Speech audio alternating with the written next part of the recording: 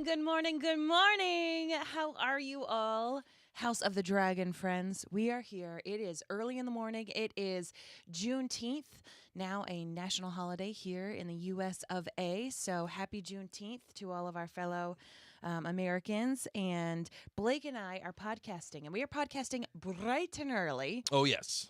For many reasons, it is also the first day of summer vacation for our little lad and our little lass, and it's going to be a scorcher here in Providence, Rhode Island. We're going to say it's wicked hot. It's wicked hot here. So all that being said, first day of summer vacation, wicked hot. We need to get these kids outside to a pool as soon as possible. And with that knowledge, we were like, all right, well, when are we going to podcast about a show that we can't necessarily podcast about in front of our children? Harry Potter, we can podcast about in front of our children. Sometimes we could podcast about other things in front of our children. Sometimes Bridgerton, depending. Sometimes, as long as we're like careful with our words. And by when we say in front of our children, we mean that they'll come down, they'll be like in and out. This show, no. Cannot. N-O, all of it. N-O means no. So Blake and I sat down, we were like, well, when are we going to podcast about this? Because now we're on summer vacation, which means that we have an even more erratic schedule with our kids. And I was like, 9 a.m., man. 9 a.m. Bright and early. Bright and early on the first day of summer vacay. So our kids may or may not interrupt us. Please bear with us if they do. They know not to. They're eating cereal. They're cleaning their rooms. And they know that they're going to go swimming in a little bit after we're done.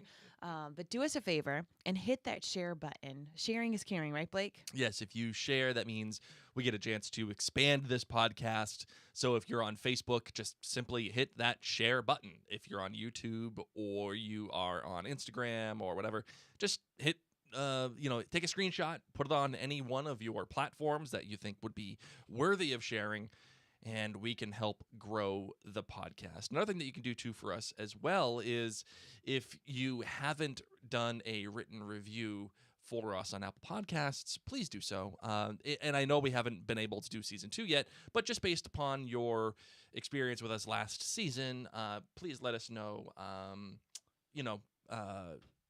if you like the show and what that looks like. That way it can help grow this podcast as the season goes along. So if we give you value and you enjoy the House of the Dragon with Mary and Blake, let us know on Apple Podcasts. A rating and written review, just a couple sentences at the least, would help greatly.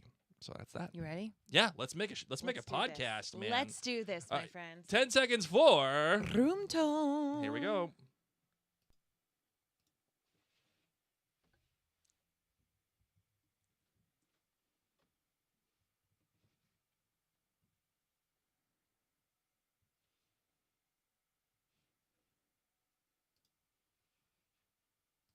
Your counsel stands at the ready, Your Grace.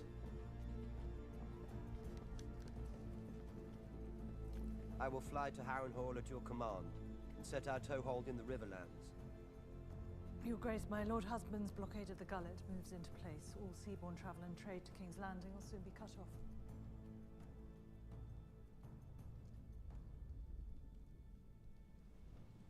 I want Aemond Targaryen.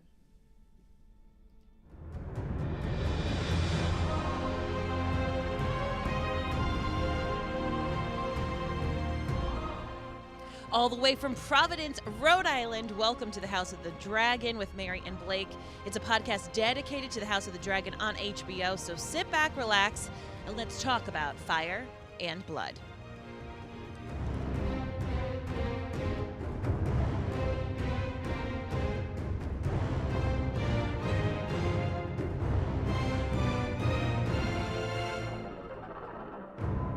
Hello, everyone, and welcome back. I'm your host, Mary Larson. My name is Blake, and I am so happy to be back. I probably said this the first episode of House of the Dragon of our first podcast for episode 101. I'm going to say it again for 201. I'm just so happy to be back in Westeros and in this universe. And more importantly, Mary, the way that this episode opened up in Winterfell. Oh, my God. Be still my heart. It felt right. Listen, it felt so right. When we talk about which houses we would most connect with and be a part of, And when we play Game of Thrones, risk. Yes. Because that is a game that we actually play here in this household way too often. Thanks to one of our patrons, Ann Gavin. Thank you so much. Oh my gosh, Ann Gavin, seriously, so good. We bring it to go see some of our friends, Tim and Mara, who we're going to be seeing in a little bit, who are Yes. other Game of Thrones, House of the Dragon fans. I am always House Stark. Yes. Always. And who am I? Lannister. House Lannister. So giddy up, buddy. Giddy up in this episode. So to be back up north, to hear the familiar sounds, to see snowfall as we were about to hit a giant heat wave here in Providence, Rhode Island. Ooh, it helps. Hearing that crow. The whole knowing- country's taking a heat wave. Holy Yes. smokes. So we all needed a little bit of Winterfell. Oh, we needed those accents. Oh, it's so good. Oh my God. So good to be back with the Starks. The simplicity of pick out a rock. Yeah. Bring it, Starks. I love it. So it was so great to be back. We are really, really excited to be here with you in the premiere episode of Season 2 of House of the Dragon. Before we get into the episode, however, we do want to remind you all, because we know a lot of people find us on YouTube, on social medias. You can actually subscribe to our podcast in a podcatcher of choice. So Apple Podcasts, Spotify, all the different podcatcher apps. You just search House of the Dragon, Mary and Blake, and we will pop on up there. We actually have loads of other podcasts and shows that we cover as well. We are wrapping up some of Bridgerton, so if that strikes your fancy, we're going to be doing Rings of Power, which season 2 comes out later this summer. We're going to be doing Outlander when it comes back right around Thanksgiving. But if you like any of those shows and you haven't previously listened to those podcasts, know that you can find those and so much more at maryandblake.com. And I always like to give a pitch, since you're obviously listening as a fantasy action fan. If there are young ones in your life, we also have the Percy Jackson Prophecy with myself and our son Reese. So if they wanted a taste that is more kid friendly, and we also have the Potterverse, which is continuing on. It takes a little while since we have a lot of shows that we're covering. But if you or someone in your life is a Harry Potter fan, we do cover those shows, and both of those are young ear friendly. So if you enjoy what we do, but you want to listen to things in front of little ones, those ones would be the safe choices. All right. And also we have a Facebook group. So if you want to geek out with others, you can head on over to Facebook and search Mary and Blake, join on over there. And that way you can discuss House of the Dragon and any of the other shows that we cover. It's just a great community, as is the community when we go live. So for our podcast, we generally go live on Facebook and YouTube. You can join our complimentary texting list, and I send you a text and let you know when we are going to be going live. So the phone number is 401-281-5551. So once again, 401-281-5551, and all you got to do is text the word dragon and you'll be added to our complimentary texting list, and I'll let you know when we're going live. All right, all that being said, let's get into the show.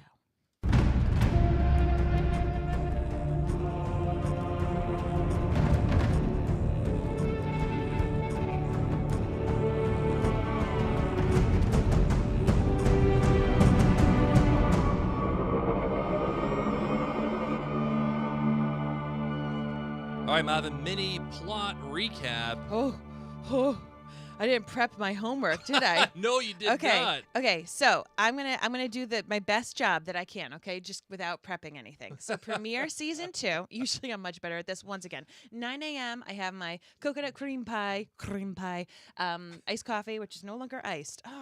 Heat wave. Anyway, Gross. let's go for this. disgusting. All of that. You don't like iced coffee. No. You don't like coconut, and the just ice is the melted. The whole thing is just horrendous. Okay, so House of the Dragon. I'd rather watch the ending of House of the Dragon, Okay. episode 201, a million times than take one sip of that coffee. So here's the scoop, Poop. This is episode 1 of season 2.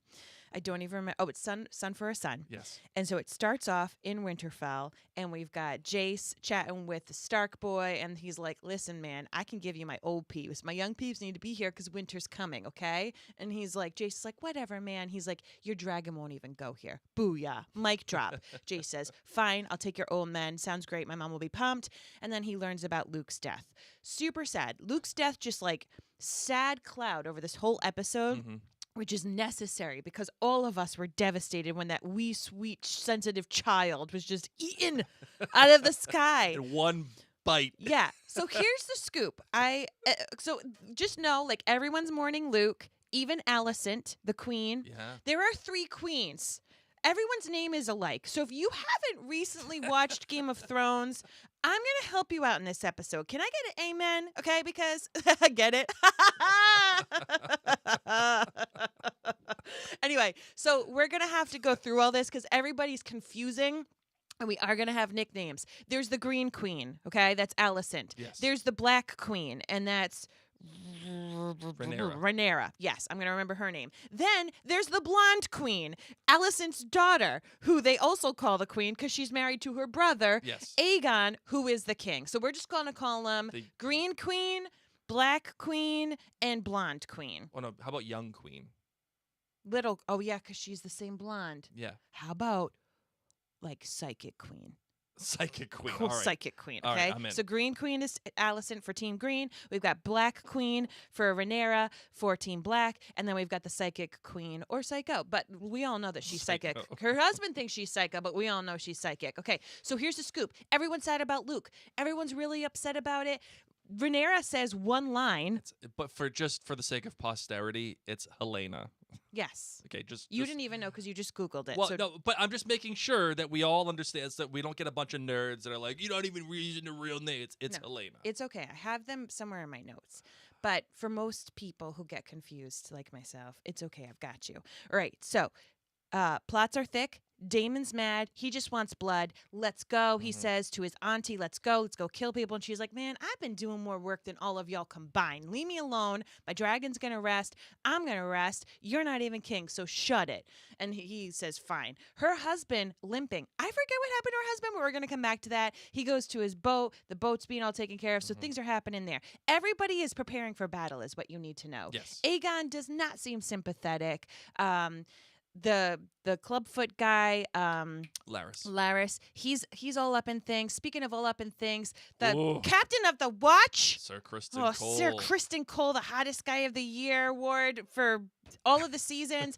He is physically intimate with Alicent. They get caught because at the very end of this episode, son for a son, a little wee baby, pretty much like a 4-year-old baby boy, King Aegon's son, Jaehaerys, and Psychic Queen Helena's son gets brutally murdered by blood and cheese. But we don't get but we don't like get names. No, we don't know their this, real names, you but know that from according to the book, yeah. Yes.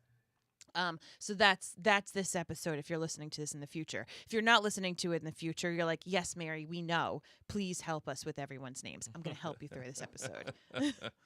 All right. So as far as the details go, this is entitled "The Son for a Son." Obviously, it's a reference to what Daemon said, how he wants a son for a son. The director was Alan Taylor. You should all know that name by now because he is a Game of Thrones veteran and has returned with the absence of co-showrunner Miguel Sapochnik, who has left the show now for season 2. It's now just Ryan J. Condal, who is writing the season with Sarah Hess. But Alan Taylor has kind of stepped into that Sapochnik role of establishing the visual look of it and the eye for detail and the palette, if you will, of the show. Alan Taylor is a prolific director. He has directed episodes of some of the greatest television ever made, whether it was The West Wing, 6 Feet Under, Sex and the City, Carnival, Deadwood, Lost, Rome, The Sopranos, Mad Men, Nurse Jackie, Boardwalk Empire. He's also stepped his foot into movies, which, by the way, haven't worked out so well for him, including Thor: The Dark World, Terminator Genesis. By the way, Matt Smith starred in Terminator Genesis.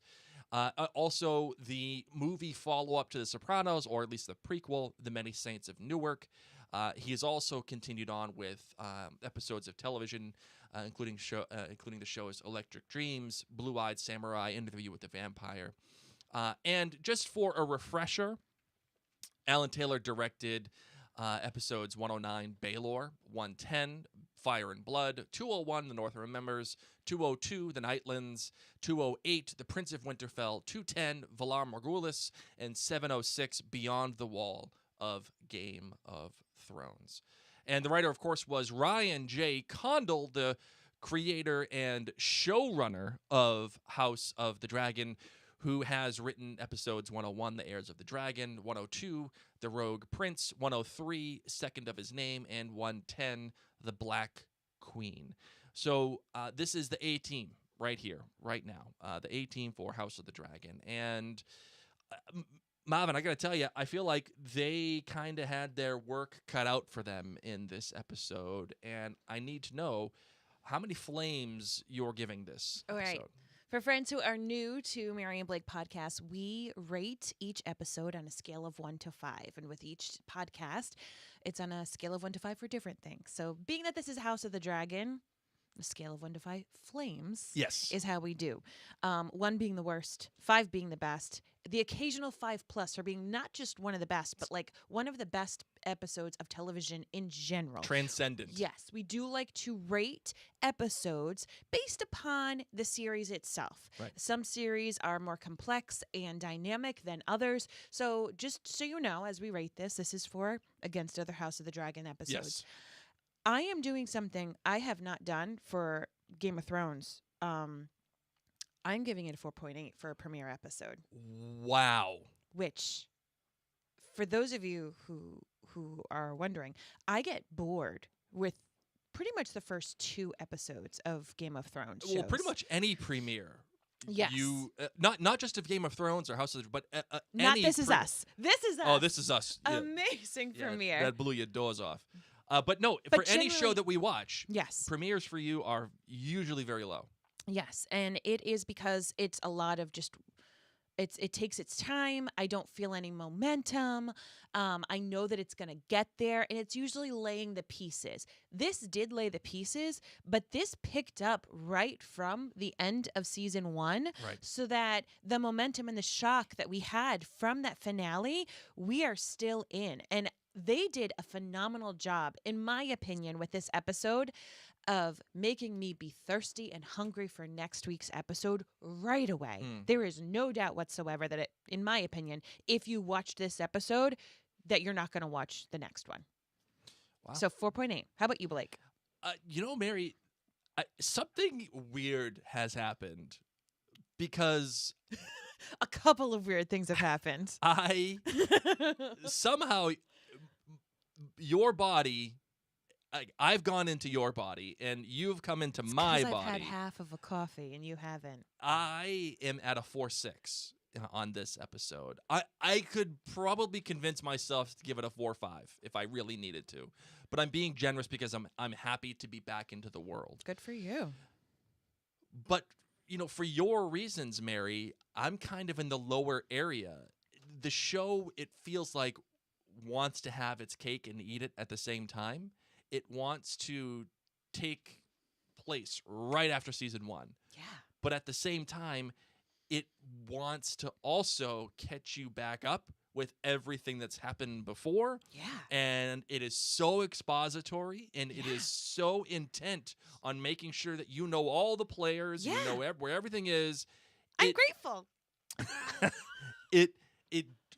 There are points when the narrative just stops dead in its tracks, and you're like, what are we doing? Like, it really wants to explain everything and wants to tell you everything in this episode. I'm okay with that for the first episode. I'm like, thanks for helping catch me up. I've been, once again, Been a couple love years. it. I love it. Love it. All right, fair enough. All right, you're GBG. You're good. You're bad. And you're great. My good for this episode shall always be Winterfell. As a Stark at heart, I just can't not make that part of my GBG mentions. Sure. Winter is my favorite season. I find myself to align with the Starks in many ways. I love the accent. I love the simplicity. I love the snow. Duty and honor. So much duty oh my and gosh, honor. Yes, Duty yes, and yes, honor yes, for, yes. for For life. ages. Yeah, for life. Yes. And just having that thread, it is so captivating to me as someone who enjoyed Game of Thrones so much, knowing winter was coming, knowing the finales of the White Walkers and the death and destruction that is about to come, and having it you know, you hear about it. Oh, those are just tales from old Nan, you know? Yeah. We are seeing that centuries before our Mhm. time with Ned Stark and his kids. We are seeing that where they're still passing it down. And they don't know. I don't know where we're hiding from, but it's death. Sure. Like, or maybe I can't even fully describe it to you, Jace, but like, it's death. Dragons don't even go there level Right. stuff. So I love that the lore is so dark, is so rich, and is so intergrained, and seeing these relationships, how a lot of the characteristics in these families are what we see in future generations, that these two boys, their line, their lineage is what we see at the end of Game of Thrones. I just thought it was a brilliant way to open it. And like I said, the music just touching upon these familiar themes, it Oh, just yeah. brought us back, not just to season 1 of House of the Dragon, but to the years that we've spent Yeah. in this universe. It almost felt validating, Yes. right? As soon as you heard that Winterfell theme, Yes. you're like, oh, like you instantly, even though you had an idea, like because you saw the river, you felt like the crow, like you're like, okay, this isn't what House of the Dragon was. But as soon as you heard that theme, you were like, even without even knowing, You're like, where's my fleece jacket? yeah, It's about to get cold. I feel a little bit colder right now. And then obviously Winterfell. Even Alicent said it was getting a little chilly. Yes. Okay, my bad. The murder scene was so gruesome and took so long, and we didn't even see it. But just the sound effects of it and the length of it. Yeah. Obviously, we're meant to feel uncomfortable. Obviously, this is HBO being like, did you forget who we are? You know what we do here, right? Mhm. You know how we just be killing people. Now it's so gross and so sad.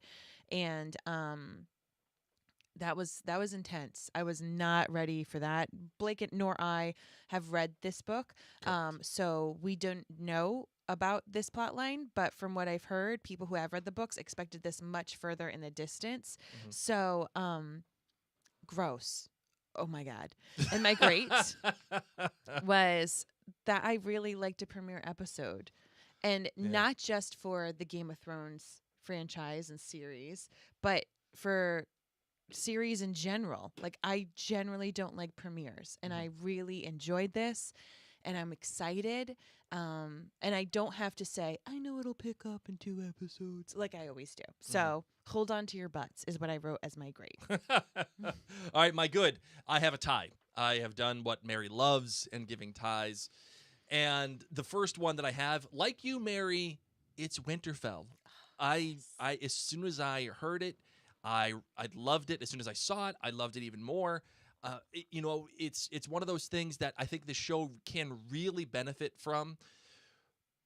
Knowing the history that we have with Game of Thrones, knowing what is going to happen, especially at Winterfell with the Battle of the Long Night, it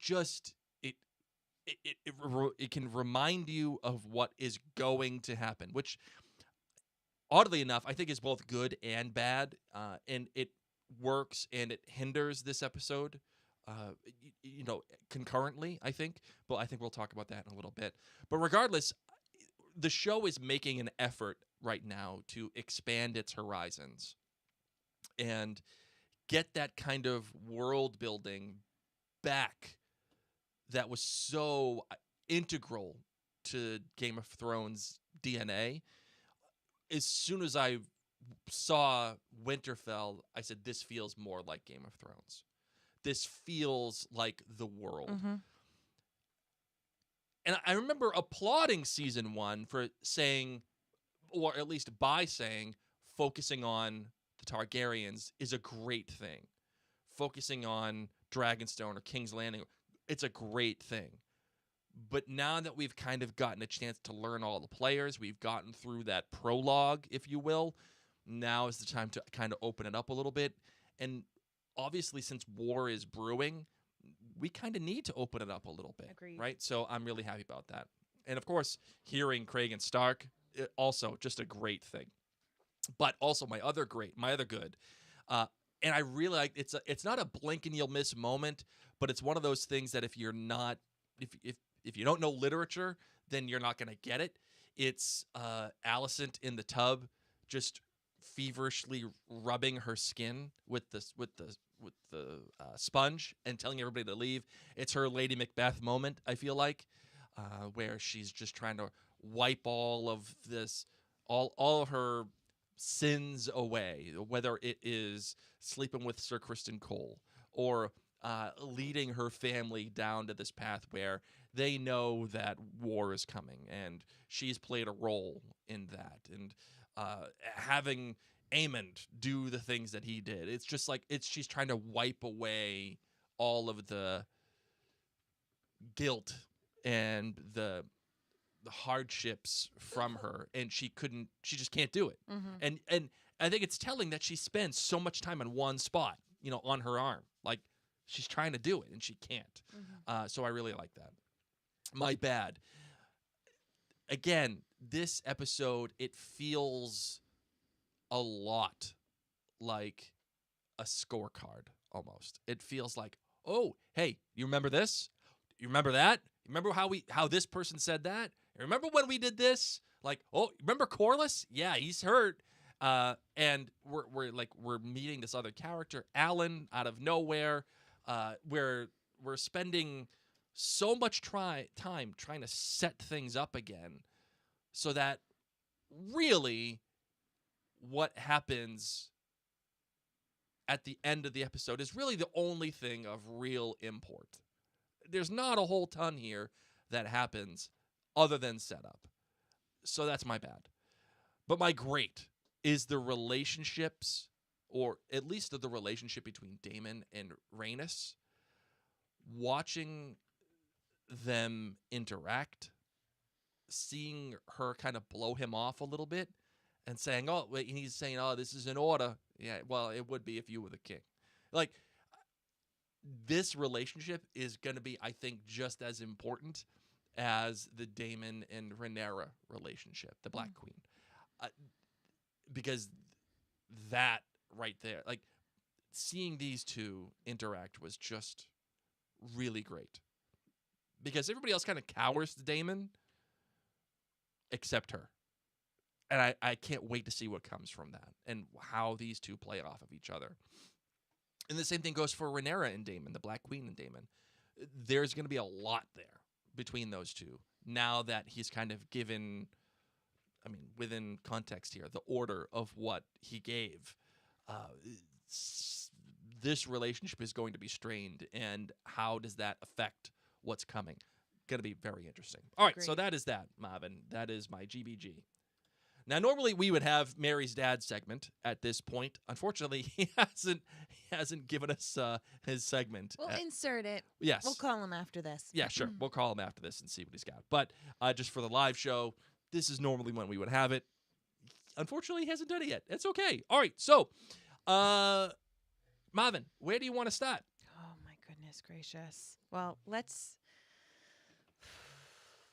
By the way, for those of you who are watching the live stream, and for those of you, obviously, who are listening to the podcast, you can't see it, but Mary has made a choice.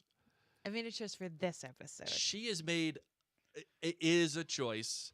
What have you done, Mary? I have worn green. I am shocked. You're wearing black, but I don't know what that means. No, that was by design. Okay. I'm wearing black. Okay. All right. I like this. Okay. For those of you who have been unaware, HBO has had a crazy marketing scheme. This marketing for this show has been incredible. It has blown marketing away for other shows. I mean, they did a great job with season 1. Yeah. But here, they are truly taking over buildings, massive signage, asking people, are you team green or are you team black? Yeah. Are you on team Alicent? Are you on team Rhaenyra? Like, where do you lie?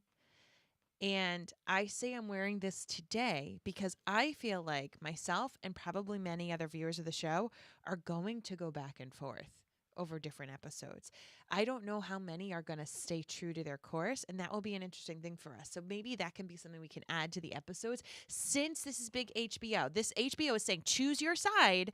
I would love for us to choose our side each episode and see if we stay true or if we have moved and why. I'm in. And friends who are joining in live would love to know which side you're on. So as of right now, I am Team Green. Wow. Holy smokes. Yes. I am shocked. I know. I am too. I am shocked. Like, yes, I should be Team Black because rest in peace, Luke. Yeah, and King Viserys said that Rhaenyra, the Black Queen, is supposed to be the heir. Yes. So, like, there are certain things that we can't get over, like that I can't get over. The show, at least in season 1, certainly made Team Black to be the protagonists. Yes. And you can't get over that language, right? At least I can't. Mm-hmm. However, Mary, big, huge however, I think the show has made it a point this season, in this episode, Yes. to be like, whoa, wait a second. Hold on. No. Yes, that was what it was in season 1, but they just murdered a 4-year-old and tried to cut his head off. Yes. That's some pretty gnarly stuff. This is the show saying nobody is good. Nobody is perfect. Nobody is beyond doing unfathomable things to get their way.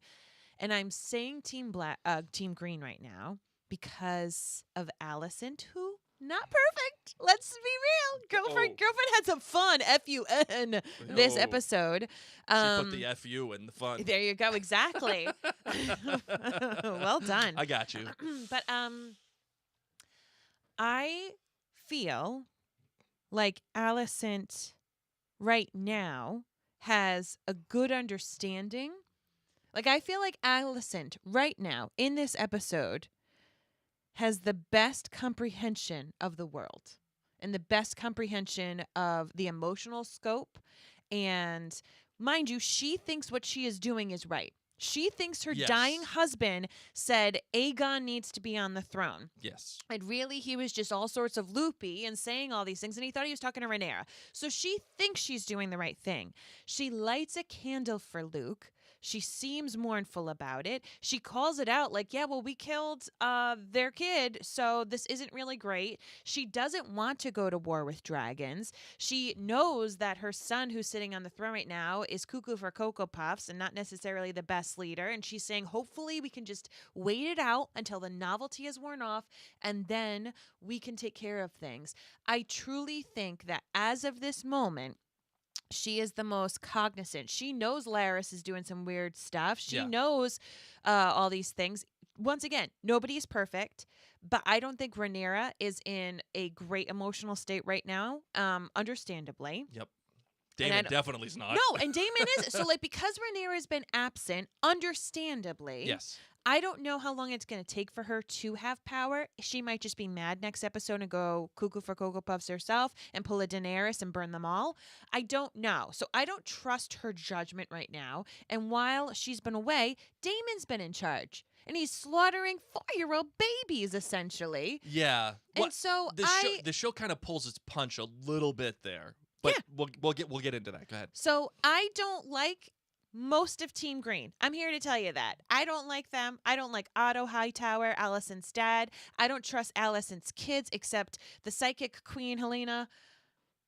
And even then, she's weird. She's weird, but I like her. So I Sure. like her and Alicent right now. I feel like, all right, if these two ladies can help make some progress, I'm all about who run the world, girls. Sure. So that's what I'm here for. If you had to ask me who I would want to sit next to right now for drinking my iced coffee, I'd sit next to Alicent. That gross, watered down, warm iced coffee. And I know that I'm in the minority, but I just wanted to say I think that she's the most capable and cognizant person at this moment. Yeah, she's the most. I think aware. Yeah. Like, I think geopolitically, I think politically, emotionally, it feels like she's the most aware. She sent letters to Rhaenyra, and she's very concerned. Like, has she not gotten my letters yet? Like, oh my God, I've been sending her stuff saying, I'm so sorry about your son. Can we work things out? so I'm right here. Rather than being Team Green, I'm more just like Team Alicent. Yeah, but that's green. Yeah, that's green. It's probably going to change next episode. So I kind of like this idea, Team Black, Team Green. What we're gonna do to follow up with this every episode. Like normally we would do like who's the good guy and who you're rooting for, like and who's the bad guy, who you're rooting for. But I'm gonna go with this. HBO told us what to do. Yeah, they gave us our assignment. Always listen to HBO. So friends who write in your GBGs and everything, also let us know for which episode you're Team Black or Team Green. So I think the show did something really important, Mary. It gave us the perspective of somebody that is kind of caught in between, and that was Sir Eric, right? It allows us, the viewer, to kind of get into that moment and question, what are we supposed to do? How are we supposed to feel? Yes, we can all kind of have our minds made up because, once again, we know King Viserys' intentions, but we do have to make... It almost reminds me of Captain America Civil War a little bit, if you were Team Tony or you were Team Steve, Yes. Team Cap, where you're like, both are kind of right, but both are kind of wrong. And was it Eric or Eric? So these are the twin Kingsguard. yes, One of whom went Team Black, one of whom is still Team Green. Once again, they're twins, and their names are Eric and Eric. Come on! Come on, George R.R. Martin. So is Eric is the one that is Black? with Team Black. Yeah, okay. to my so knowledge. Eric yeah. was the maybe. I could be wrong. I'll find out. Yeah. But one of them, the Team Black. Hold on. But regardless of whichever one it was one of them. All right. I don't think so. I think it's Eric. Okay, whatever. It's not it's whatever. Eric. It's Eric. Sure. Okay. Regardless, we get an in. Eric with E. Eric with E. Okay. So we'll just say Team Black Twin. All right, Team Black Twin. All right. Regardless of if it's Team Black Twin or Team Green Twin, we get an in as viewers in this moment when he said, we gave an oath to the royal family. What are we supposed to do when you are fighting amongst yourselves after Daemon was busting his balls about, hey, where were you? Who were you to let the Greens come in here and take over, right? I kind of feel for him in this situation. It makes sense, and I'm so glad that the show allowed that moment to be had for Sir Eric, because it's easy to get caught up in Black versus Green, and it's easy to get caught up in the big macro look of the show. Yeah. But we kind of forget that, this is allegiances that are not easily split. There were oaths that were taken, and we all kind of had to make up our mind about who is who and where is where and what is what. So I think this green versus black marketing ploy, well, not a ploy, but a marketing tactic is really smart. And it just once again goes to show that for the most part, HBO gets it. They know what they're doing. And hell, they just gave us a free segment. And I'll take it. But, Mary, there's also this feeling that we're at the point where things are happening outside of everyone's control, right? Whether it is Luke just getting smashed in one bite, or this 4-year-old Jaehaerys getting his head cut off in a crib.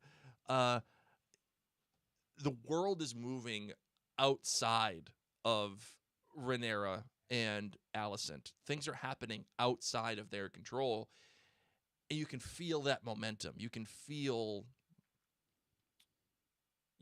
that thing, and it almost feels like if these two could just get into a room and talk, they could figure it out. Mm-hmm. Like, I know Rhaenyra says, I want Aemon Targaryen. But she doesn't say, I want him dead, I want his head. She just says, I want him. Yeah. So maybe she wants him so she can yell at him and Who knows? What, I mean, take his other eye. I think it's fair to say that she wants him dead. Yeah. But regardless, whatever. I mean, I think there's enough room there for interpretation. It feels like if she got Aemon Targaryen, this might all kind of just go away. Well, at least the war aspect of it. Agreed. And it feels like Alicent... The immediate war aspect. Yeah, Let's remember, she still knows she's queen. Right. But like just this hotbed, this bloodshed, sizzling just ugliness. And it feels like Alicent doesn't want it either. It feels like she just wants this all to chill.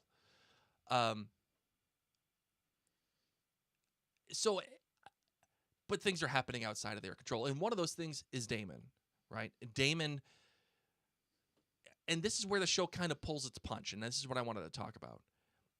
There's a moment when Blood and Cheese ask him, hey, what do you want to do if we can't find this Blood kid? and Cheese, once again, are the people who go kill the little toddler. They ask Daemon, hey, what do you want us to do if we can't find Aemon?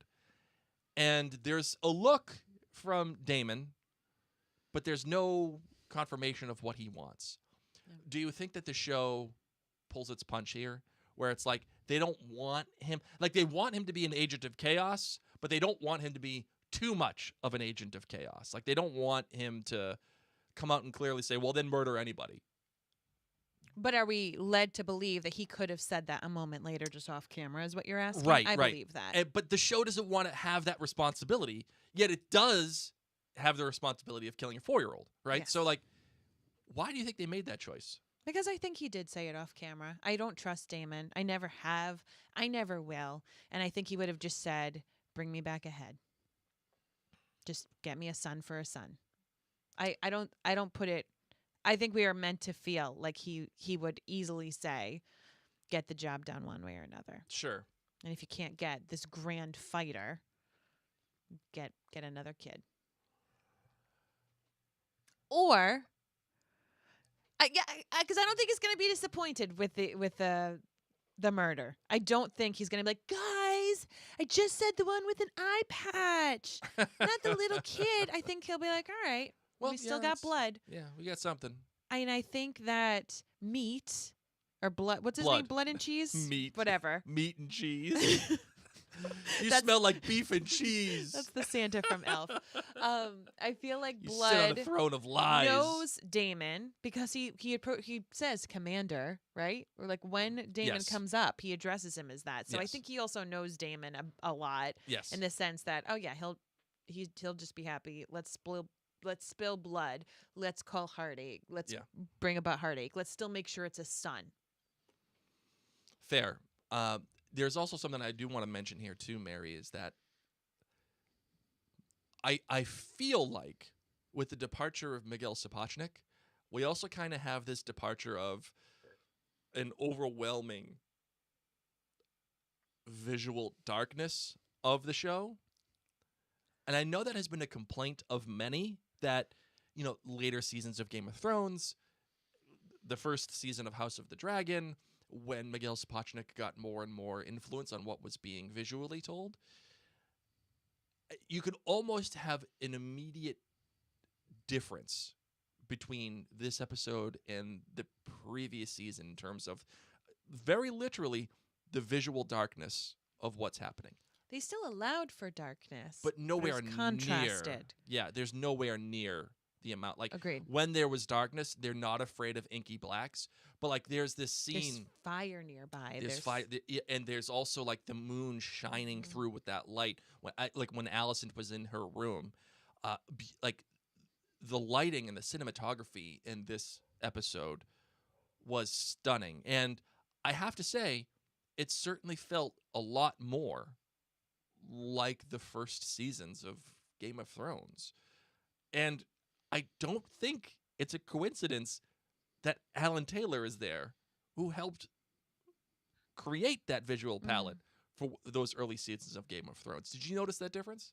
I did. And I me, who I rarely notice much about light and dark and candles and all these kind of things that you so brilliantly do, I didn't have to worry about upping the brightness this episode. I also noticed how exactly, Blake, like when there were darkness episodes, there was still flames somewhere. There was an ability to still have a lot of light and dark, so you knew what Sure. was going on. We're going to take a brief moment for a word from our sponsors. I'm also going to take this moment. So friends joining live, can you go check on the dog? Because Yes. she keeps barking, so I don't know if she needs food, if the kids are upset with her. And this, my friends, is live podcasting. So in this episode, when it is released on your apps, we are going to have some ads run. So I needed to do that anyway, but it was perfect timing because, like I said, we're home. It's the first day of summer break. Our dog's barking, so either the kids are playing with her or she's upset because she wishes they were playing with her. And the last thing I want to have is dog barking throughout this episode for you.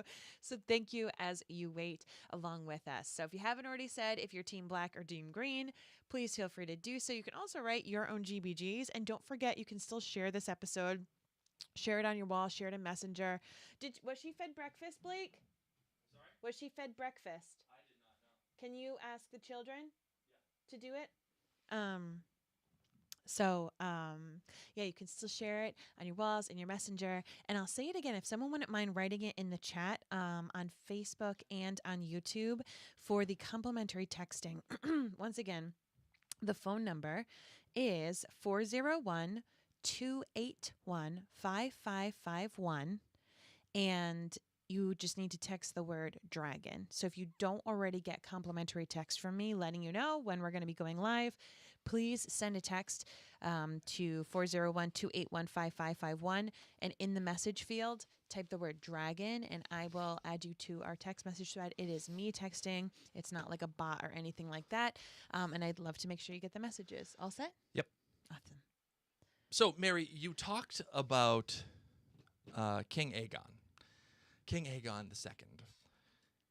And you said that he's not a likable figure. I wouldn't say he's not likable. He's not smart. He's not intelligent. He's not necessarily a great ruler. But I think in this episode he was likable. I will definitely say, yeah, he was. I feel like a little bit.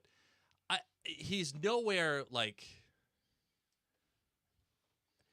It seems to me that he wants to do the right thing for the most part, right? He wants to be a good king. He's excited for this power. He's no Joffrey. Yeah, I was just going to say, he is no Joffrey. Joffrey, of course, from Game of Thrones, this just vicious, young, brutal young leader who was sadistic and cruel and terrible. Aegon is not an upstanding member of society in any way, shape, or form. Has his ways of being cruel, but in this particular episode, we see him trying to do right by his subjects. Oh, we took your sheep. You can have your sheep back. Right. Oh, you need more money? You guys are working so hard. You can have more money. Sure. Right. Yeah, we'll pay you. My son wants to hang out. Bring your kid to work day. Because I know I never got to go to work with my dad. My Right. dad sucked and didn't tell me anything. So here I am figuring things out. And yet he's still... Oh, and then just like, oh, magnanimous? Yeah, magnanimous. Magnanimous? That was a good word, Mary. Wait, what word was that again? Magnanimous? Did I say it right this time? You did say it right. Oh, nice. I'm on Good. Burgundy. You see likable moments from him, but we know who he is. We know his past. And I also know that we are going to get an angry papa because he loves his son Yes. and he's excited for his son. And we get to see that joy right. where my son wants this. It wasn't as much to pick on the Lannister, the gentleman who runs the coin, Yes. to be your pony. Yes, there's some of that too. A little But bit. it was more, my son wants a pony ride. Come on. Let him let's have go. it. And the fact that the guy stands up and he's ready to do it, and he's Alicent's like, "What are we doing?" Alicent, who once again brilliantly knows, I know how to stop this if I put Lannister down. If I say, oh, we've got a lot of things to do, guys. There's a war brewing. So, Mr. Lannister, can you stop being a pony? Yes, right. Stop interrupting us. So rather than say, son, king, Aegon, Right. knock it off, be a mature adult, she knows she has to circumvent that by blaming Lannister for causing an interruption. You know, it's funny. I don't get Joffrey vibes from this yet. There's a part of me that almost feels like they're giving this the Cressida Cowper treatment from Bridgerton, where it's like they're setting him up. You know, they're making him rise up only to fall, especially after, you know, what Blood and Cheese did. And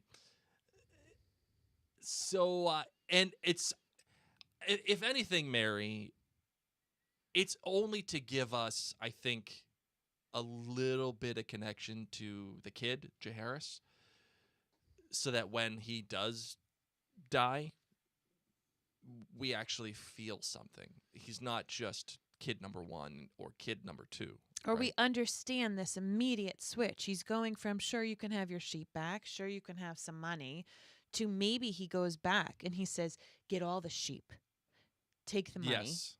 I want to run this city dry so we can take all full steam ahead and put it into the Riverlands. Yeah, this all, it again, there are things that are happening that are outside of them, that these choices are being made, and there are repercussions, and those repercussions are going to force somebody like Aegon to make these choices that are probably not that informed, right?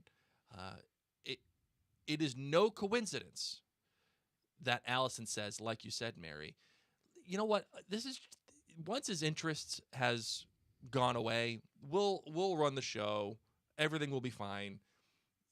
You can now guarantee there is 0.0 chance that his interest wanes. In fact, it is going to get doubled, tripled, quadrupled down. And my sense is that Aegon will not have the kind of wherewithal that Rhaenyra had once Luke was dead.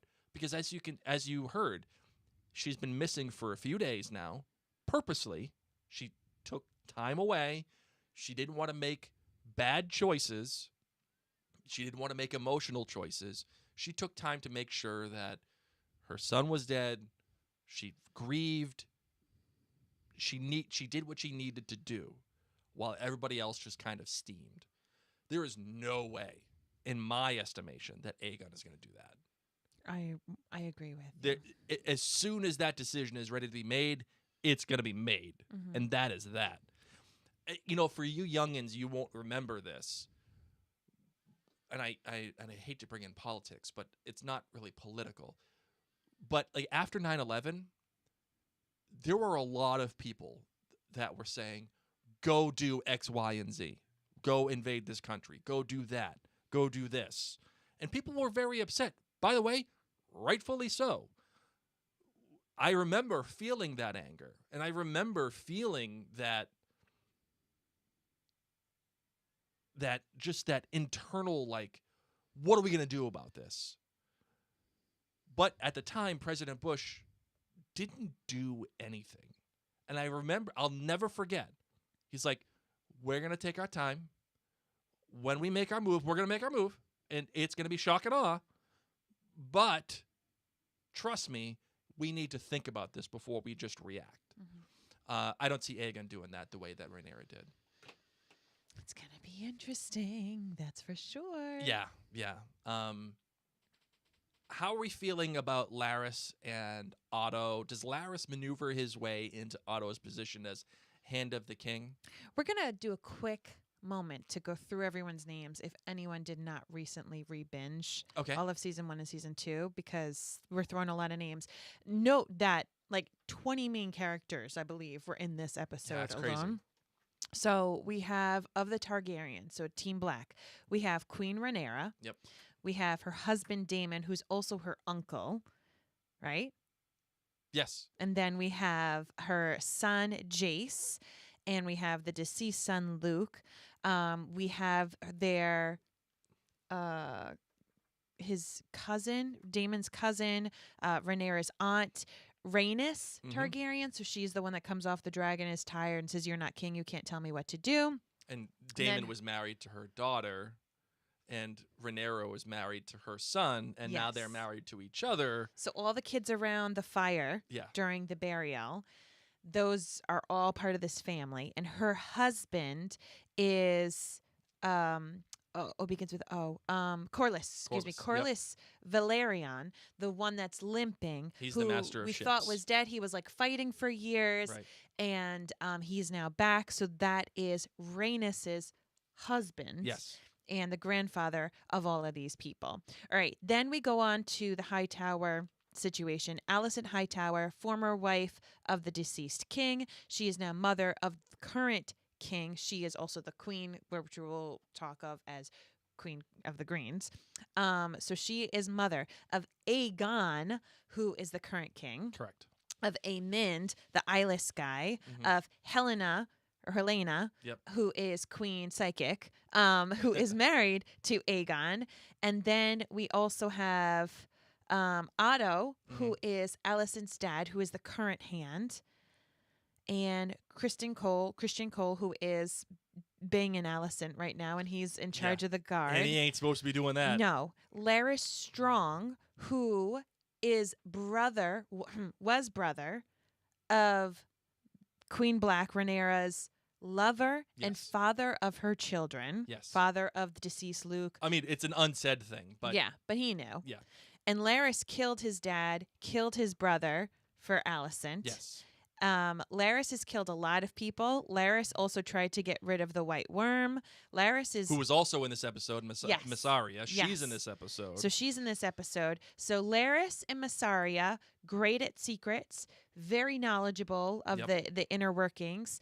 Larys has like weird fetishes over Alicent. Feet, man. Yeah, all about the feet, all about sorts of weird stuff. So Larys is the one who's talking to Alicent. He's trying to get in with her. He's talking to King Aegon.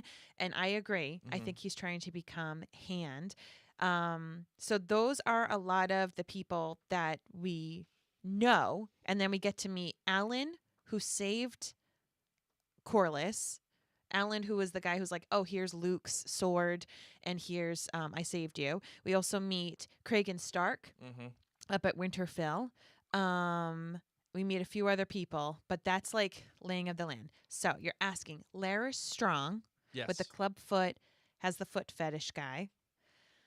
Do we think he's trying to either become Hand of the King or figure out who he wants as Hand of the King? Is he himself trying to root for Hand of the King himself, or do you think he's trying to find someone as a placeholder, but that will also be his My puppet? sense is that he wants to be Hand of the King, just because that means he has a direct connection to. He has something outside of Alicent right now.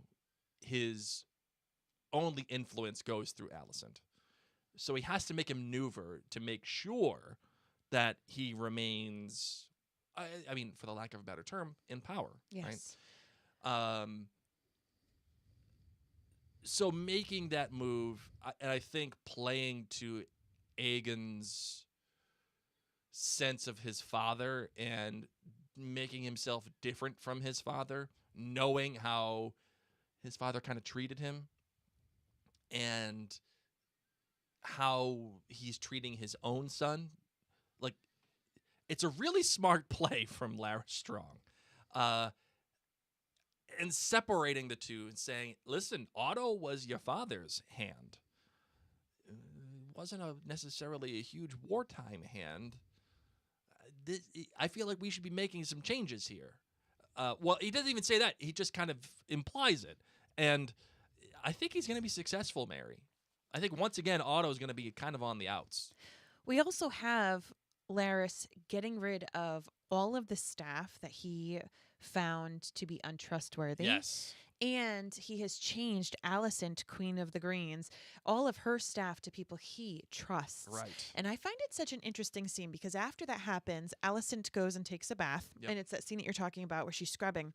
But what I found very interesting is that obviously she doesn't seem very familiar with these people. I took it as all of this new handmaid staff are brand new to her and are the ones chosen by Laris. And a handmaiden comes in, they're all getting ready for tubby time, and she mixes some stuff in a little bowl. Yep. And Alicent watches that and immediately gets uncomfortable. And then she says, no, I'll take care of this myself. And so I didn't know if it was also her being uncomfortable. Like, what if these people hurt me?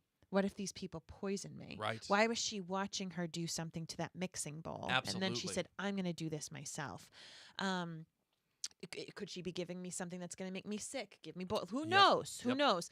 But to me, that was the immediate, I can't trust these people. Then the next time we have an interesting interaction with a handmaid is when Blood and Cheese are inside the castle later on at the end of the episode, and Blood bumps into a handmaid who we had seen previously, Right. and he turns around and she's gone. Yeah. See you later. And to me, I'm wondering, is this one of Laris's new handmaids Sure. that he chose? That he said, if there's anyone new, if there's anything suspicious, because she left quickly, but it wasn't like the typical, oh no, I'm gonna run away, scared handmaid. didn't It know. was like Catwoman. She was like Batman. Yeah. Just in and out. Yes.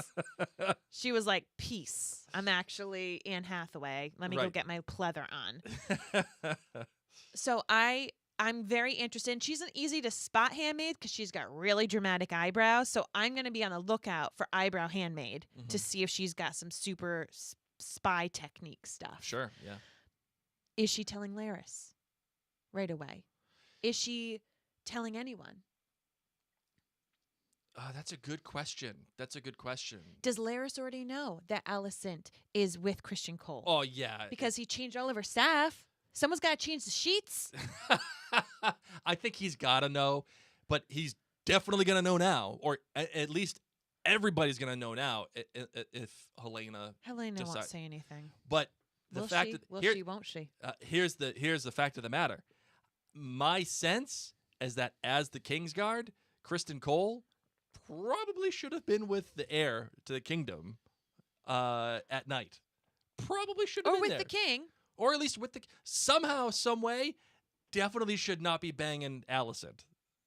That's a clear Yeah. cut.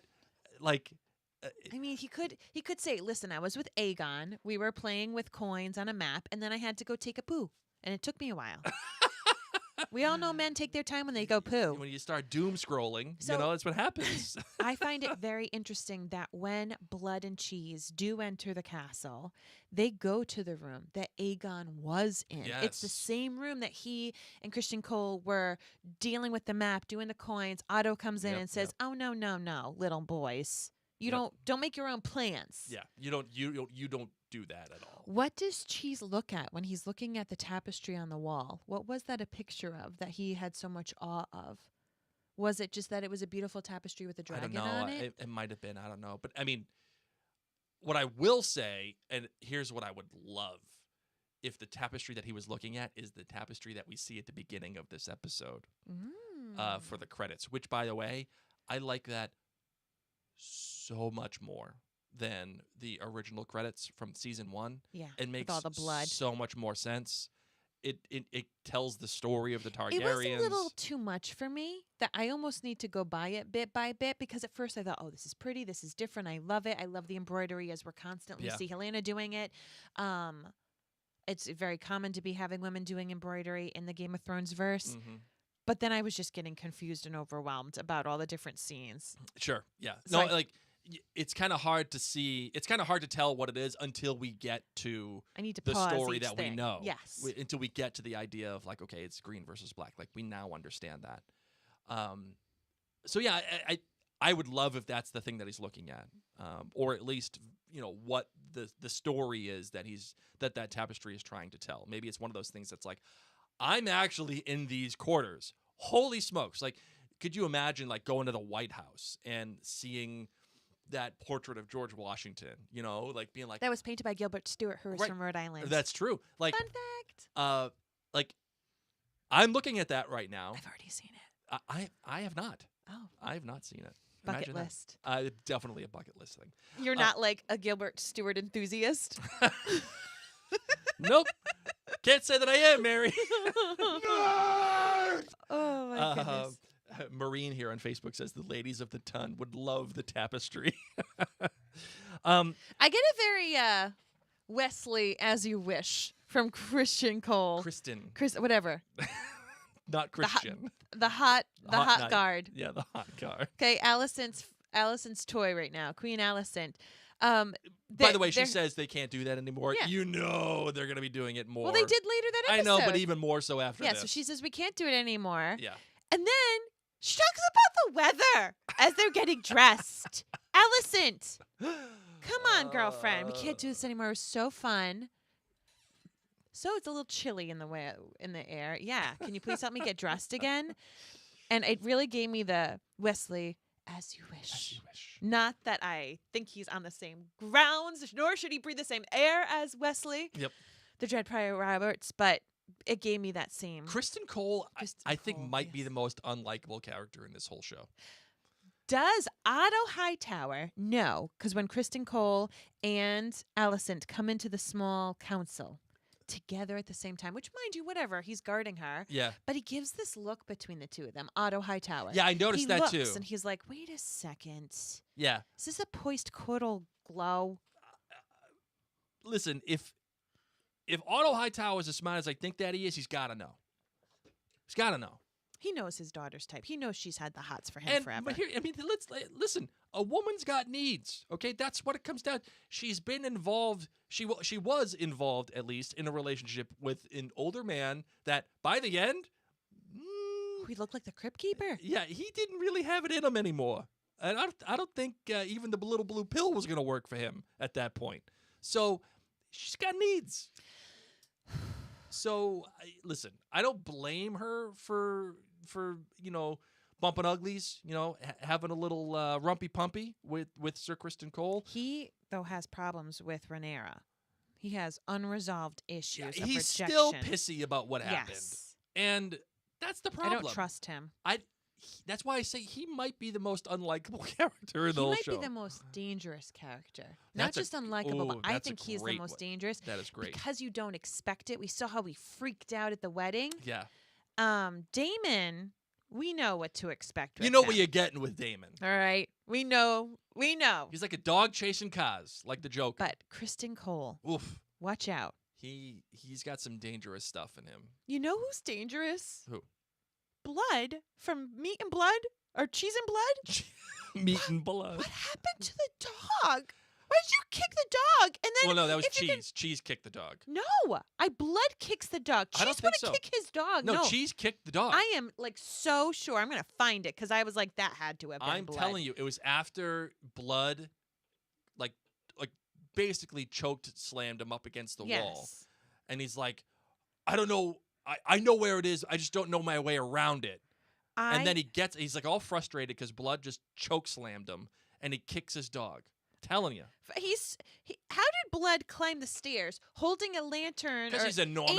And a dog and the rat traps. Listen, but Blood's got his methods. My question: I don't question the methods. Why have a dog if you're just gonna kick it in the show? Well, Why should they have a dog? Does the dog go somewhere and then that's how they figure out who it was? They say, "Wow, why is the rat catcher's dog here? Must have been the rat catcher." Yeah, maybe. I do like that earlier in the show. It's a blink and you'll miss moment, but you do see Cheese with the dog. Yes. Like maneuvering throughout the show, and you see a guy with a leash and the dog. Are you looking it up right now? I am looking it up because in Tell my ya. heart I thought it was Blood. you I would not think Cheese would kick his own dog. What do you want to bet? I don't want to bet anything. I'm just saying. It is. Told you it was Cheese. Cheese. No. It's Cheese. It's. No, it's Cheese. No. Telling you, it's Is Cheese. that Cheese? Is Cheese holding? That's Cheese. Ah. Told you. Cheese kicks his own dog. Oh. You know what it was? They switched the lantern holding. Yeah, right. Oh my gosh. Well, then I'm done with you, Cheese. You're out. Any sympathy Kicking your dog. that I might have for you in the future. Done. You're done. I wh- like what Marine is saying What? on Facebook. She said, I think they had him kick the dog to make the character definitely unlikable. Like the way you wouldn't root for him at all. 100% agree. I mean, as if we'd be rooting for someone who killed a little baby 4-year-old. But yes, you're right. But I'm wondering if there's any other reason for the dog. But Maureen, you just, because I thought it was meat or blood, whatever. I thought it was the other guy. But now Cheese is dead no matter what to me. They would have been dead to begin with.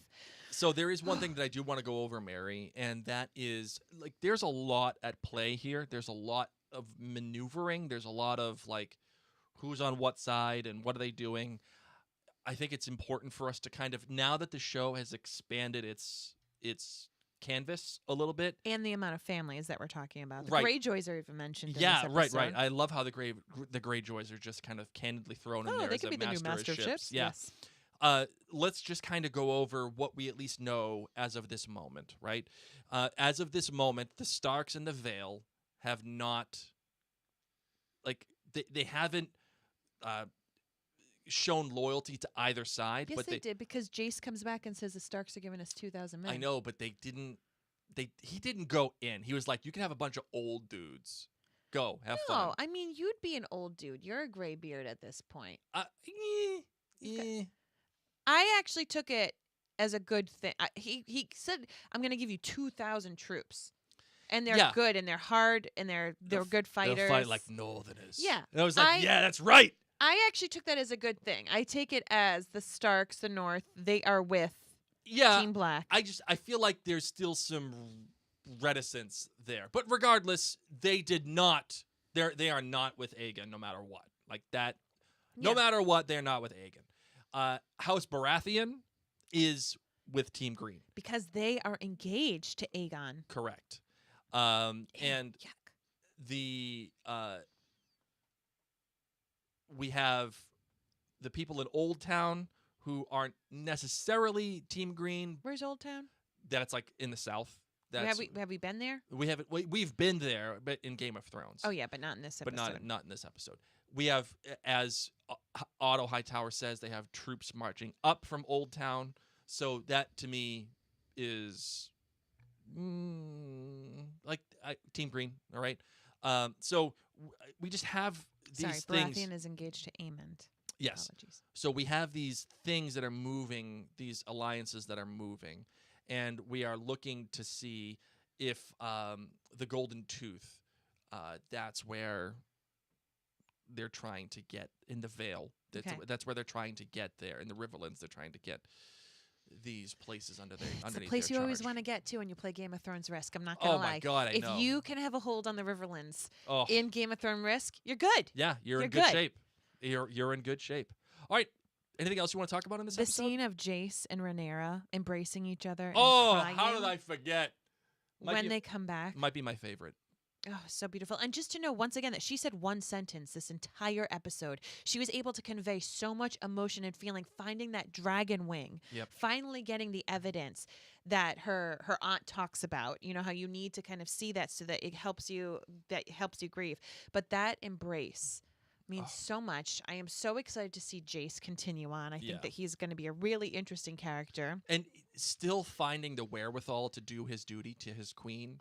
Mm-hmm. Getting, like, just trying to muscle through these words, and then his mother coming out and actually giving him a hug. Like, how it's no coincidence that it might be the best scene in all of the show. Oh, not in all the show, but in all of the episode, because it's the most human. It is. It's the most human. And that's what you need. You need these little moments. In fact, you need little moments of levity, like magnanimous. Yeah. And the guy, he like shrugs his shoulders, you know, and everyone's like sitting on the throne, like hammered. Like, you need these moments of humanity. You need these moments of levity to kind of counteract all of the big stuff that's happening. Mm-hmm. So yes, excellent. Anything else? That is it. All right. Well, we do have some small council feedback. You ready? Yes. All right. Let's do it. His Grace has many cares. He entrusts some small matters to us that we might lighten the load. We are the lords of small matters here. All right. This, as always, most of our comments come from jointhenerdclan.com. If you become a member there, you get to have your comments read on the Higher podcast. precedence of it, yes. And this one comes from our studio. She said, during the inside the episode, the showrunner said words to the effect that the last season was a prologue, and this season is when stuff gets interesting. By the way, I would agree with that. You can tell. With only 8 episodes, it sure looks like they are making every minute count. The show finally feels more like the original Game of Thrones. Plot, pacing, maybe it was seeing the wall and hearing the northern accent again. It finally became clear how this story links to the future. I can't spell and get confused by all their names, but I still have a soft spot for One Eye over a Team Green and Daemon on Team Dragon or Team Black, as they win it as least predictable. They are the Deus Ex Machina duo, and am sensing that much of the coming plot will hinge on what they each set in motion. I totally agree. The Daemon creepy idea of sneaking in King's Landing with cheese, trailed by the ever-present rats. It seemed a bit contrived, but of course it went sideways with a shock. The bad. Really juicy bad was hearing the little heir's head getting sawed off and then plop, followed by his mother interrupting Alicent in the flagrant delecto with Sir Criston to tell the news. Never mind, Mama sold the kid out with a struggle. Very Thrones and quite the contrast and grief with Rhaenyra. Her grief for her remaining son showed us what was enough to spark a war. I'm still Team Rhaenyra because there seems to be more honest emotion and less creepy people on her side. A sub bad for our studio was that the opening credits were weird. Interesting take. Yes. Melissa writes in saying, hi, Mary and Blake. I gave this episode 5 flames. I thought it was excellent and started this season off with a bang. My good, all of the scenes showing Rhaenyra's grief over the loss of Luke, from her looking for his remains to her comforting her son Jace, very touching. I don't really have a bad, but I will mention Daemon being his hot-headed self is my bad, but I even found that compelling. His run with Rhaenys, which is, his cousin, his commissioning the death of Aemond, which goes horribly wrong. He is true to form. Her great. I loved seeing Winterfell, the Wall, and a Stark. It made such a great connection between Game of Thrones and House of the Dragon. It just made me happy. I'm excited to see what happens next. Yep. Don McSwain says, loved it. The opening was perfection. I love the textile over the gears. So glad they came up with something different than Game of Thrones. My good, the false queen predicting cheese and rat. The fact that she told them straight up which one was her son. My bad, the Queen Mother's and Cole's hypocrisy of having sexual relations, the reason he despises Rhaenyra. And my great, the beginning at the Wall, I thought in the beginning the voiceover was Jon Snow. Yes, it did sound very much like him. That would have been cool. Great start. Love, love, love it. How do you feel about the false queen, a.k.a. the psychic queen, telling Cheese and Blood which one was her son? How do you think of how she handled that whole situation? Oh, that's a great question. I think she did as well as she could. I think so, and too. Knew they will kill us Like, all. no matter what. So if I can save one child, it's worth it. Even if I scream right now, we're all done. Right. So, and the way that she describes her daughter and just calmly walks out, like, we all know that she's kind of weird, but the composure to do that, man, that's a lot. That is a lot. Our friends on Facebook and Instagram were able to write in. Don't forget, you can always submit your feedback when you see our feedback post go on up. Jillian says, so excited to hear you talk about this. I loved the opening credits. So interesting to see the history woven, and it was visually beautiful to watch. She loved so much being back in this world. The wall, the ice on the back of Craig Stark also made me laugh out loud how they all had the Northers talking like Jon Snow. This episode had several funny moments that I really loved. A dragon with the dragon with the scorpion. Oh, yeah. Oh, wait, never mind. That's our dragon. And the shrug when Aegon's guy calls him magnanimous. I screamed when he kicked the dog. Did not like that part. When Jake went to give his queen his report, but then became mother and son and just wept for Luke, it broke me. And so great all around. Just loved it so much and can't wait for next week, she says. Kesha says, wow. What a way to come back to King's Landing. Number 1, Alicent and Sir Criston Cole. I mean, she needs some, but Cole is sleeping his way to the top. Number 2, Alicent is regretting her relationship with Larys even more now. He has replaced her whole household with his people, really giving sometimes I feel like somebody's watching me vibes. Feels like somebody's watching me. My number 3, my heart aches for Rhaenyra. I'm pissed that the Queen's consort won't let her grieve, and we are just getting started. Narelle says, hey guys, exciting you are covering this. Looking forward to another season of your sharp and thoughtful commentary. Happy Dragon Day. Thought I'd share some thoughts and notes. The new opening credits depicting history of House Targaryen and the origins, blood magic of the dragons. Cool switch up. It turns out that we do care about new tapestries, Alicent. Powerful sense of grief and foreboding. Grief yet to come through the episode as the characters accept and prepare for the war that is surely to come. Music has changed too, more heavy and more representative of the mood of watching now. Not as idealistic as it was watching Alicent and Rhaenyra growing up as friends, acquiring marriages, etc. There's a darkness and a heaviness. Every decision has huge weight and consequences now. We are talking about second-generational, interfamiliar hatred now. Love the statue presence of Viserys in the throne room. Yep. I completely agree. Seeing how far his family has departed already since his vision of unity and his legacy of peace is well over and truly over as taxes are discussed and the common people are to fund a family feud.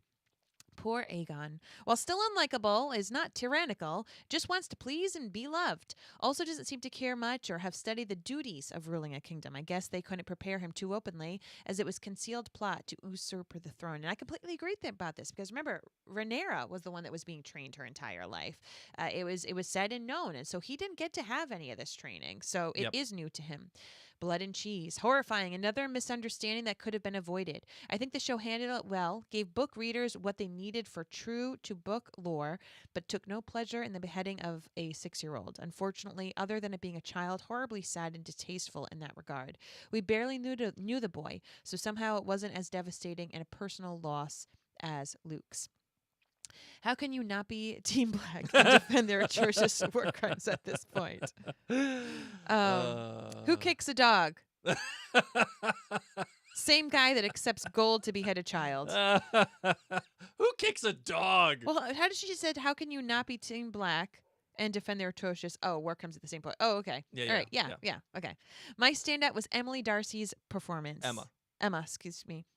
Emma Darcy's performance. Amazing capacity, how much emotion she could convey. Mixture of grief and simmering rage. So many losses in her life. Even if her actions could be seen as self-serving and in self-preservation, no one can dispute her love for her children. Seems more natural and primal as a mother than Alicent, who seems to lose all joy to her sense of duty. She delivered the crap out of her one and only line. I want Aemon Targaryen. Perfection. And my moment was Criston Cole. That's the fate I wish for him. And Alicent. Why did it irk me so much? The hypocrisy of his honor. And Alicent also, but to be honest, I have more empathy for her. And she has been strategically used for political gain her entire life. Rhaenys summed it up so well last season. A widow in her tower is the best she seems to hope for. However, like Rhaenyra seducing Crispin, as was a power exchange that he could really say no to, maybe so that of Alicent and Crispin. But the man was devoted. Whether to Alicent or his hatred of Rhaenyra, rejection sensitivity issues for decades. All in all, I'm loving the gray area of this issue and find I'm still at war within myself over where I stand with it. Chance to reflect on my own values and bias, especially as a woman in this age, thinking of how it would have been in a world like Westeros. So different. Yes. So different, right? All right, we got some voicemail. You ready? Yes. All right, here we go. Of course, it does that thing. Hold on. Hi, Mary and Blake. This is my first time calling. Oh, all right. I'm Ashley from Massachusetts. Hey, Ashley. Oh, whoa. Hold on. We got two things we got to do. There we go. And then also, where is it? Your cousin from Boston. All right, Ashley. Go ahead. I first found your podcast from Outlander, and then now I've listened to Bridgerton and then House of Dragons. So this is in regards to House of Dragons, the first episode of season 2. I really liked it. I would give it a 4.7. Is it flames. Yes. Yeah. My good was that we went to the wall and saw a lot of the Starks. My bad was that it was a little bit hard to remember who was who at first, but then I kind of caught Yeah. up to it, so it's not really bad. And then my great was the ending of the episode and kind of different parts in the episode where I just felt really scared for all the characters and I didn't know who was going to die, and it just felt like a true Game of Thrones episode. After it ended, I kind of realized I was shaking, and so it was a very good ending. But that's all I have to say. Thank you. Ashley, I cannot agree with you anymore. A real Game of Thrones episode feels like anything is possible, Yes. right? I think a fair criticism of the later seasons of Game of Thrones was that certain characters had plot armor, and it just is what it is. They did. When they were walking around that the royal quarters, and you don't know who they're going to run into, you don't know what's going to happen. The music is playing; these guys are just creeping around. That random maiden is there, and she disappeared. Like, the tension was phenomenal. It was a very well executed scene, and one that they spent a lot of time with. I mean, Agreed. a lot of time within context, right? When you spend that much time in there, something big's going to happen.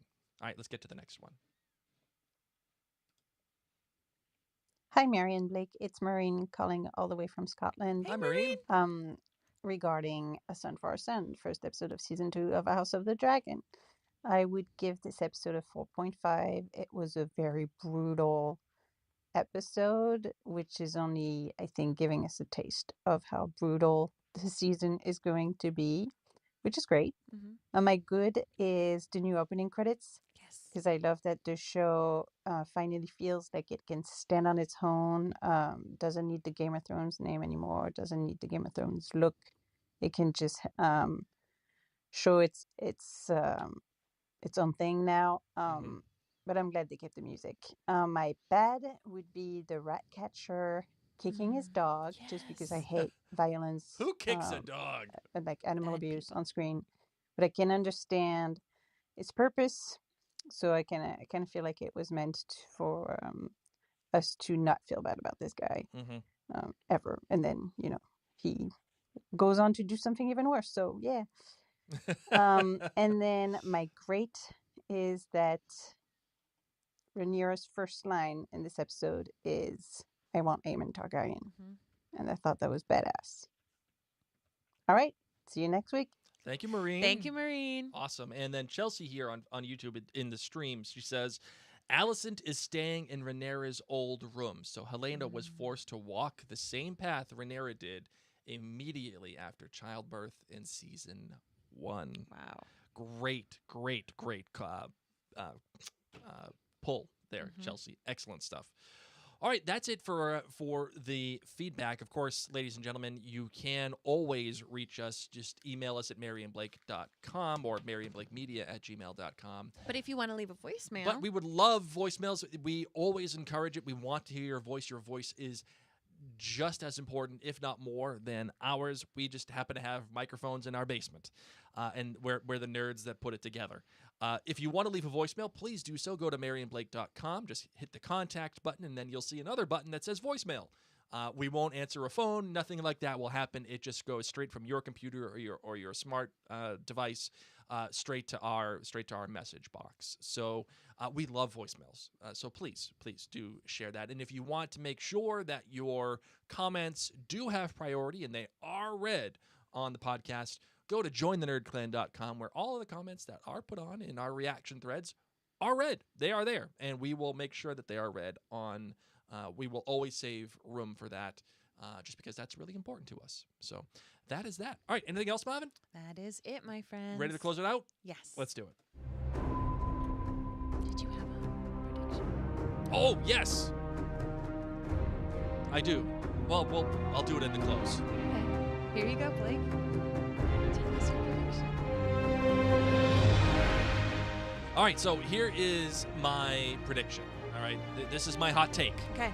Hot take. We will get Alicent and Rhaenyra in the same room. We will get them in the same room. I love that. I would say by episode 3. Wow. And this is one of the things that actually, even though we said if these two get in the same room, they might be able to talk it out, this is one of those things now where if they are in the same room, it's just going to get worse. And yes, there are a bunch of things that are war and everything, but it's something that happens between these two that really makes it an all-out war. Who needs fresh air when there's fresh drama? Totally agree. I love that. That's a great Bridgerton call out. There you go. Thank you so much for that. I love that. Well, friends, we are going to be keeping busy podcasting here about House of the Dragon, as well as our Bridgerton coverage. Make sure that you're keeping an eye on the socials at Mary and Blake, or just head to maryandblake.com. We're ever so grateful for your listening. And don't forget, if you enjoy this podcast, we could really use your help spreading the word by going to Apple Podcasts. Whether or not you listen on Apple Podcasts, you can actually still write a review. Writing a review, a couple of words, couple of sentences, whatever floats your boat, that helps us in the algorithm for more people to find our podcast. So it's an easy, free way for you to really help Blake and I out. So if you haven't done that yet, we actually haven't had anything yet for the newest season, because this is going to be our first episode for the newest season. So we need I want to get at least 10 by the next episode. There you go. And I think it's totally possible. Yes. Totally possible. Marine here on Facebook says there's a very cool 20-minute behind-the-scenes video on the House of the Dragon YouTube channel for those who want to learn about the making of this episode. Than's for calling it out, Marine. Oh, great. Thank you, Marine. I appreciate that. Yeah. I'm going to check that out. All right, my friends. My name's Mary. My name is Blake. And I forgot what I'm supposed to say for the closing for I don't this think one. I don't think we have anything, actually. Really? Okay, well, I don't think we do. We don't. What do you want to say? No. Well, you know what? We'll have the nerds say. How do we close this out? Be nice. Be kind. Don't be like the people on TV. Don't be like cheese. Yes. Don't kick dogs. Love your Don't dogs. kick dogs. Cuddle a dog today. Cuddle a dog. If you have a dog, go cuddle it. Yes. All right, bye. Oh, Dracarys. I like it. Oh, yes, Dracarys. Thank you. All right, cool. Bye, everybody. Bye.